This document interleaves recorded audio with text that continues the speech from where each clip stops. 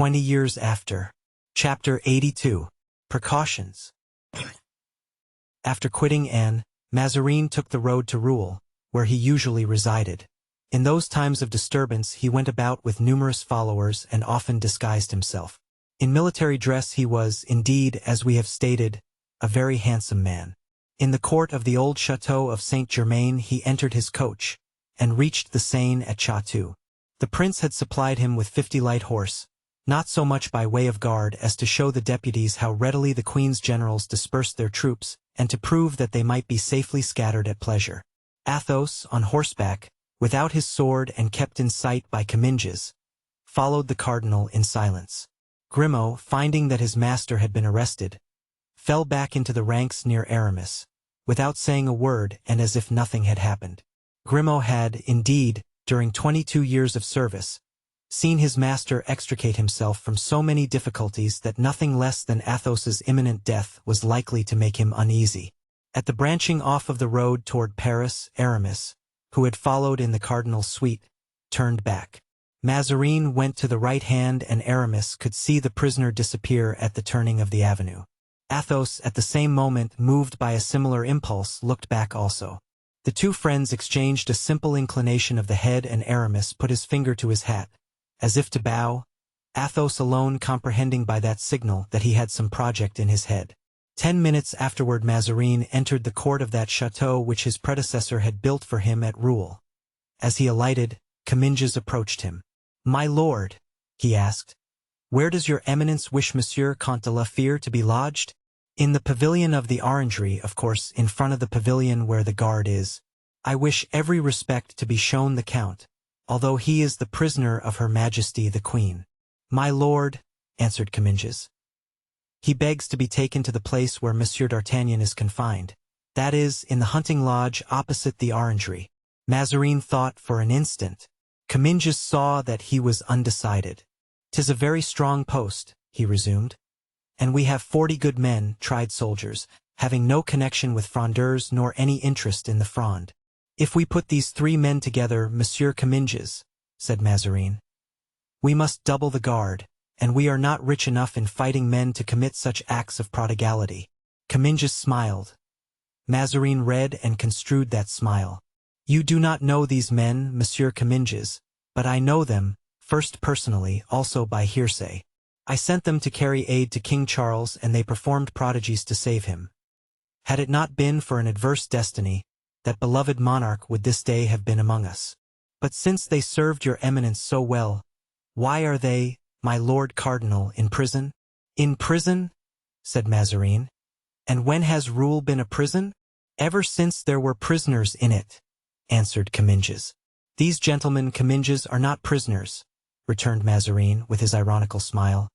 "Only guests, but guests so precious that I have put a grating before each of their windows and bolts to their doors, that they may not refuse to continue my visitors.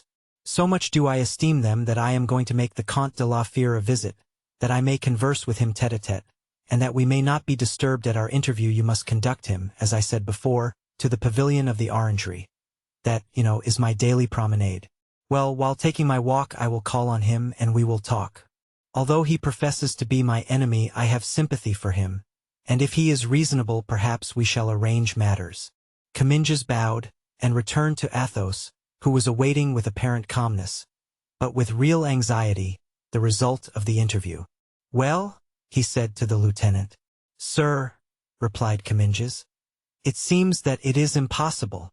"Monsieur de Comminges," said Athos, "I have been a soldier all my life and I know the force of orders, but outside your orders there is a service you can render me." "I will do it with all my heart," said Comminges, "for I know who you are and what service you once performed for Her Majesty. I know, too, how dear to you is the young man who came so valiantly to my aid when that old rogue of a Broussel was arrested. I am entirely at your service, except only for my orders." "Thank you, sir. What I am about to ask will not compromise you in any degree." "If it should even compromise me a little," said Monsieur de Comminges with a smile, "still make your demand. I don't like Mazarin any better than you do. I serve the Queen and that draws me naturally into the service of the cardinal. But I serve the one with joy and the other against my will. Speak, then, I beg of you, I wait and listen. Since there is no harm, said Athos, in my knowing that D'Artagnan is here, I presume there will be none in his knowing that I am here. I have received no orders on that point. Well, then, do me the kindness to give him my regards and tell him that I am his neighbor. Tell him also what you have just told me, that Mazarin has placed me in the pavilion of the Orangery in order to make me a visit, and assure him that I shall take advantage of this honor he proposes to accord to me to obtain from him some amelioration of our captivity. Which cannot last, interrupted Comminges. The cardinal said so. There is no prison here. But there are oubliettes, replied Athos, smiling. Oh, that's a different thing. Yes, I know there are traditions of that sort, said Comminges. It was in the time of the other cardinal, who was a great nobleman. But our Mazarin, impossible. An Italian adventurer would not dare to go such lengths with such men as ourselves. Oubliettes are employed as a means of kingly vengeance, and a low-born fellow such as he is would not have recourse to them.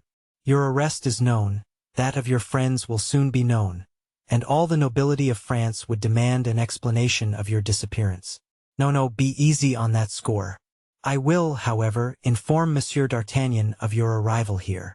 Comminges then led the Count to a room on the ground floor of a pavilion, at the end of the Orangery. They passed through a courtyard as they went, full of soldiers and courtiers. In the center of this court, in the form of a horseshoe, were the buildings occupied by Mazarin, and at each wing the pavilion or smaller building, where D'Artagnan was confined, and that level with the Orangery where Athos was to be. From the ends of these two wings extended the park. Athos, when he reached his appointed room, observed through the gratings of his window, walls and roofs, and was told, on inquiry by Comminges, that he was looking on the back of the pavilion where D'Artagnan was confined.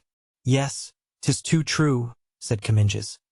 'Tis almost a prison, but what a singular fancy this is of yours, Count. You, who are the very flower of our nobility, to squander your valor and loyalty amongst these upstarts, the Frondists. Really, Count, if ever I thought that I had a friend in the ranks of the royal army, it was you. A Frondeur. You, the Comte de la Fere, on the side of Broussel, Blancmesnil and Viole. For shame. You, a Frondeur. On my word of honor, said Athos. One must be either a Mazarinist or a Frondeur. For a long time I had these words whispered in my ears, and I chose the latter. At any rate, it is a French word. And now I am a Frondeur, not of Broussel's party, nor of Blancmesnil's, nor am I with Viole, but with the Duc de Beaufort, the Ducs de Bouillon and d'Elbeuf, with princes, not with presidents, councillors, and low-born lawyers. Besides, what a charming outlook it would have been to serve the cardinal. Look at that wall, without a single window, which tells you fine things about Mazarin's gratitude. Yes, replied de Comminges. More especially if it could reveal how Monsieur d'Artagnan for this last week has been anathematizing him. Poor D'Artagnan, said Athos, with the charming melancholy that was one of the traits of his character. So brave, so good, so terrible to the enemies of those he loves. You have two unruly prisoners there, sir. Unruly, Comminges smiled. You wish to terrify me, I suppose. When he came here, Monsieur d'Artagnan provoked and braved the soldiers and inferior officers, in order, I suppose, to have his sword back. That mood lasted some time. But now he's as gentle as a lamb and sings Gascon songs, which make one die of laughing. And Du Vallon? Asked Athos. Ah, he's quite another sort of person. A formidable gentleman, indeed. The first day he broke all the doors in with a single push of his shoulder, and I expected to see him leave Rouen in the same way as Samson left Gaza. But his temper cooled down, like his friends. He not only gets used to his captivity, but jokes about it. So much the better, said Athos. Do you think anything else was to be expected of them?